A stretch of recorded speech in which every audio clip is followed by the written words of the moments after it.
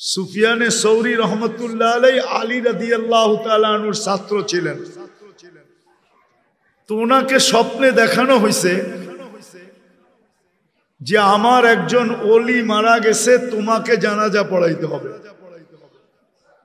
তো সুফিয়ানে সৌরি রহমতুল্লাহ আলাইহি ভাবতেছিলেন যে লোকটা এরকম কি আমল করত যে স্বপ্নে আমাকে নির্দেশ দেওয়া হইলো এর জানাজা পড়ার জন্য।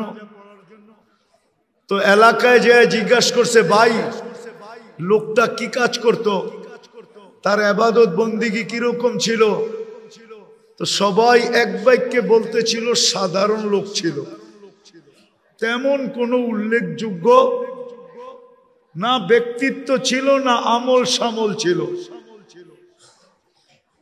তো সুফিয়ানে সৌরি রহমতুল্লাহ আলাইহি ভাবতেছিলেন যে এলাকার মানুষ থেকে তথ্য পাওয়া যাবে না, আচ্ছা বাড়িতে জিজ্ঞাসা করি। তো বাড়ি যে জিজ্ঞাসা করছে লোকটা কি আমল করত, তো বলছে না সাধারণ ছিল। তো উনি একটু নৈরাশ হয়ে ভাবতেছিলেন যে বাড়িওয়ালাদের থেকেও পাইলাম না, আচ্ছা দেখি গোপন ভাবে আর স্ত্রীর থেকে কোনো খবর নেওয়া যায় কিনা। অনেক কিছু থাকে যেটা জামাই বউই জানে আর কেউ জানে না, ঠিক না? তো স্ত্রীকে যখন জিজ্ঞাসা করছে, বলছে লোকটা তো ছিল সাধারণ কিন্তু তার একটা আমল ছিল। বলছে সেটা কি? কোরআন পড়তে জানতো না, কিন্তু ডেলি কোরআনকে নিত আর পৃষ্ঠা উল্টাইতে থাকতো আর চোখের পানি ঝরাইতে থাকতো আর বলতে থাকতো হাদা কালাম রব্বি, এটা আমার রবের কালাম। তো সুফিয়ানে সৌরি রহমতুল্লাহ আলাইহি চিৎকার দিয়াতে বলতেছিলেন ওয়াল্লাহি হাদা হুয়া, এটাই ওইটা। এটার কারণেই তার এই এত বড় মর্যাদা যে আমাকে স্বপ্নে দেখানো হয়েছে যে আর জানাজা পড়াই। মেরে দোস্ত, আমরা চলে যাব, সবাই চলে যাব। দুনিয়াওয়ালারা আমাদের সাথে সম্পর্ক ছিন্ন করে দিবে আর সম্পর্ক ছিন্ন হয়ে যাবে। আসেন আসেন, সুযোগ এখনো হাতের নাগালে আছে।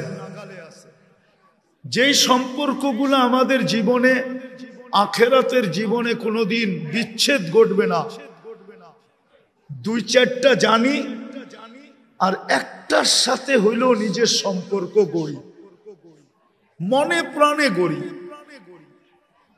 আমি সবাইকে বলতেছি, কিন্তু যুবকদেরকেও বলতেছি, আপনাদেরকেও বলতেছি। যদি আওয়াজ মা বোনদের কানে যায় তো তাদেরকেও বলতেছি, একটা এরকম সম্পর্ক গড়ি যেটা কোনোদিন আমার সাথে বিচ্ছেদ না ঘটে। এই উম্মত কিন্তু আল্লাহর বড় লাডলা উম্মত। লাডলা বোঝেন? আরে লাডলা বোঝেন কি? ডাকায়েরা তো লাডলা বোঝার কথা, ঠিক না? হ্যাঁ, কি সন্তান তো আমরা সবাই তোমার, কিন্তু ছোটটার লগে এত লাড দেখাও কে লেগা, ঠিক না? কি মনে হয় বোঝেন নাই? ছোটটার সাথে সবচেয়ে বেশি মহব্বত, ঠিক না?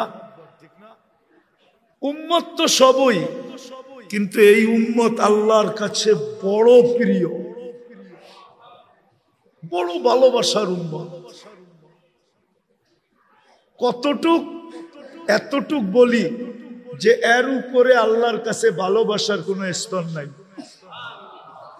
এতটুক ভালোবাসার উম্মত। আরেকটা উদাহরণ দিলে বুঝে আসবে। আচ্ছা বলেন তো, যে সবাই শেষে খায় ও কি নিয়ে বসে? মনে হয় বুঝাইতে পারি না। ঘরে সবাই শেষে যে খায় সে কি নিয়ে বসে? পাতিলা নিয়ে বসে। আর তো কেউ নাই, ঠিক না? কি পাতিল লইয়া বসে। আল্লাহর ভালোবাসার পাতিল পুরাটা আমাদেরকে দিয়া দিছে। কেননা আমাদের পরে তো উম্মত নাই, আমাদের পরে তো কাকে দিবে ওই পাতিল? ভালোবাসার পাতিল আমাদেরকে দিয়া দিছে। এই উম্মত বড় ভালোবাসার উম্মত, বড় ভালোবাসার উম্মত, বড় ভালোবাসার উম্মত। এই জন্য এই উম্মতকে ছোট ছোট আমলে পার করাবে, ছোট ছোট সম্পর্কে উম্মত পার হয়ে যাবে। কি ছোট ছোট সম্পর্কে, ছোট ছোট সম্পর্কে পার হয়ে যাবে। একটা হাদিস দেখাই, গরম তো এখনো শুরু হয় না, ঠিক না? এই রোডেও যারা চা বিক্রি করে সবার চার দোকানের সামনে পানি রাখা থাকে, ঠিক না? ঝাড় রাখা থাকে, ঝাড়, ঠিক না? প্রচন্ড গরমের দিন কেউ আসলো আর জারের থেকে এক গ্লাস খায়া চলে গেল, ঠিক না? তেমন কিছু বলে না, বলে নাকি? তো কিয়ামতের দিন যখন হিসাব কিতাব চলবে, যে পানি পান করছে ও যদি জান্নাতি হয় আর দোকানদার যদি জাহান্নামী হয়, তা আল্লাহ দোকানদারকে কানে কানে বইলা দিবে যে ওই যে যাইতেছে তোমার দোকান থেকে এক গ্লাস পানি খাইছিল, আজকে বদলার দিন, ওরে ধরো। তো ছুইটা যায় ধরবে যে ভাই তুই আমার বদলা দিয়া যা। কয় কিসের? আমার দোকান থেকে এক গ্লাস পানি খাইছিলা তুমি। কারে তোরে তো চিনি না বেটা, আবার কবে খাইলাম? চিনি তো না, কবে খাইলাম? তা আল্লাহ পুরা চিত্রটা সামনে তুলা ধরবে। তো চিত্র দেখা ওর মনে উঠবে, হ্যাঁ খুব পিপাসিত ছিলাম, গরম অনেক ছিল, খায়া তো ফেলছি। তোর মনে উঠবে, তখন বলবে বদলা দিয়া যাও, চলো আল্লাহর কাছে, নিয়ে যাবে আল্লাহর কাছে। আল্লাহ বলবে বদলা দাও, বদলা দাও। তো বলবে আল্লাহ আপনার মেহেরবানিতে তো আমি জান্নাতে যাইতেছি, আমি আর বদলা কোত্থেকে দিব? আল্লাহ বলবে ঠিক আছে, তাইলে তুমি তোমার ভাইয়ের হাত ধরো।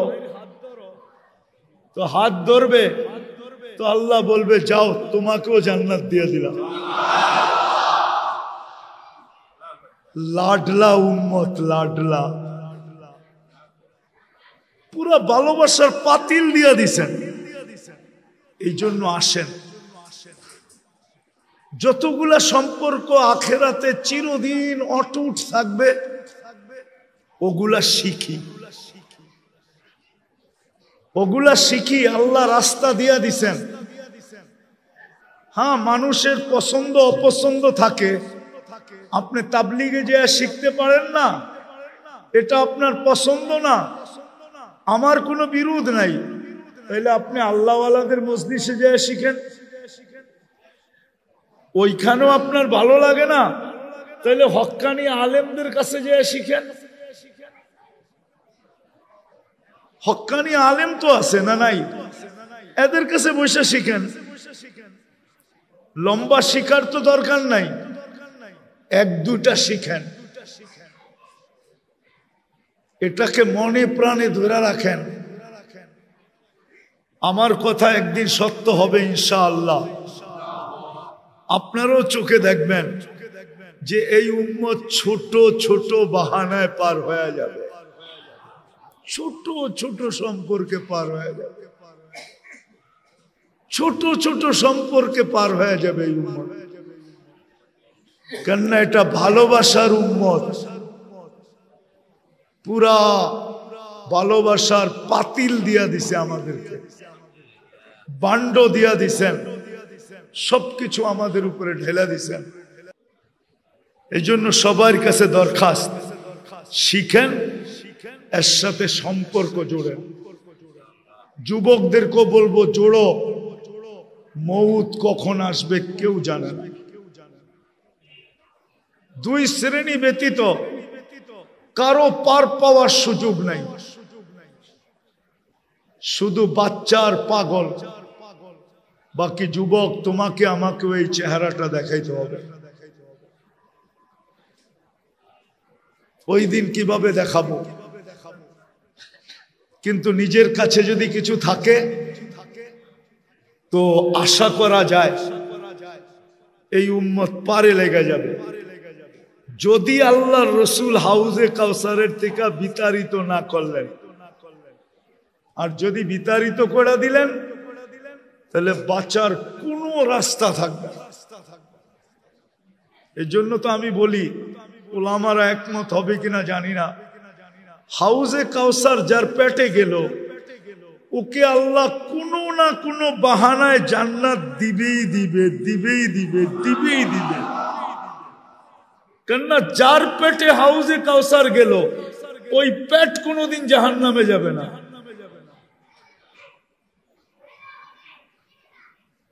কাহিনী মনে উঠলো এই জন্য বলতেছি, আমাদের মুরব্বী ছিলেন সাইদ খান সাহেব রহমতুল্লাহ আলাইহি। তো উনি কয়েকদিন পর পরই সুদানে যেতেন। তো সুদানিরা ওনাকে জিজ্ঞাসা করতেন, হযরত আপনি কয়েকদিন পর পর সুদান আসেন কেন?